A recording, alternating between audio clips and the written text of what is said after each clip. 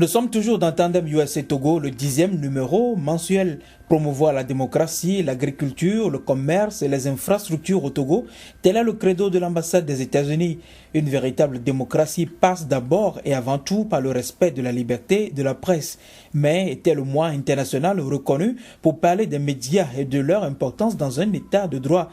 La journée du 3 mai spécialement a été instaurée par l'Assemblée générale des Nations unies en décembre 1993, après la tenue du séminaire pour le développement d'une presse africaine indépendante et pluraliste.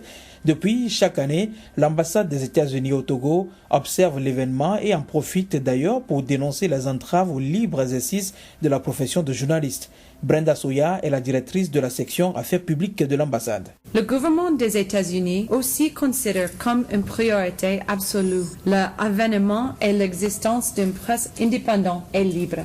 La liberté de la presse suppose le respect par les gouvernements des dispositions particulières qui protègent les journalistes de toute entrave administrative ou physique à l'exercice de leurs fonctions.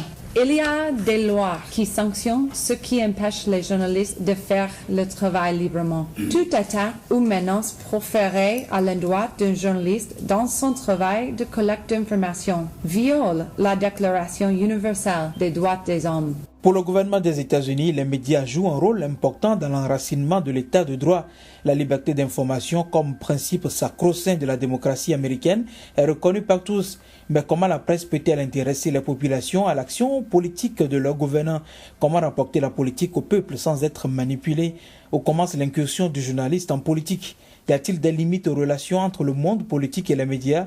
Journalisme politique rime-t-il forcément avec engagement politique? C'est à ces questions qu'une trentaine de directeurs et de rédacteurs en chef de divers médias togolais ont essayé de répondre au cours d'une table ronde en mai à l'ambassade, présidée par le juge Yaya Abdoulaye de la Cour suprême et le journaliste Daniel Losson-Draké, qui expose d'abord un bref aperçu de l'engagement politique des médias au Togo depuis la période des indépendances. Si nous prenons la période avant l'indépendance du Togo, nous avons vu qu'il y avait eu une pluralité de journaux qui existaient à l'époque. Et ces journaux étaient véritablement engagés politiquement.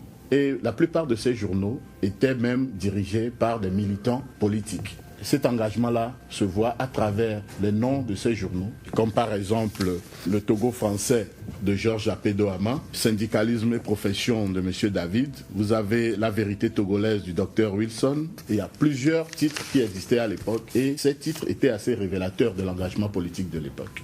Après l'indépendance, effectivement, il y avait eu une période où la presse plurielle n'existait plus et sous le parti unique, la presse était carrément assujettie au pouvoir. Donc, on n'arrivait pas à savoir qui est journaliste, qui est griot, qui est animateur de presse. Donc, engagement politique et militantisme, à cette époque-là, se sont vus resserrés au niveau de la société. Les années 90, avec l'éclosion de la presse plurielle, et le bouleversement du paysage politique a révélé une autre physionomie de la presse. C'était une presse de combat contre la dictature. Les journalistes, si on pourrait les appeler comme ça, étaient vraiment engagés politiquement.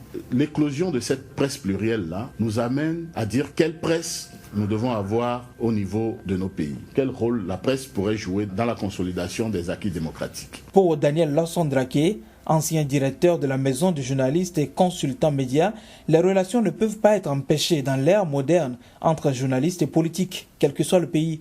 Il n'empêche, ces relations sont à la fois complexes et ambiguës. Pour nous, l'engagement politique, c'est l'essence même de la presse. Et c'est pour cela que nous le dissocions du militantisme politique. Au niveau de la société, les relations entre les journalistes en général et les hommes politiques qui sont condamnés à vivre ensemble et à cheminer tous les jours, puisque les journalistes ont besoin d'approcher les hommes politiques pour avoir la matière, à savoir les informations.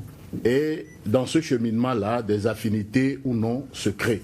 Des fois même, comme on le dit sous certains cieux, c'est des liaisons dangereuses ou incestueuses, entre guillemets, qui se créent. L'engagement politique de la presse s'accorde bien donc avec le progrès démocratique.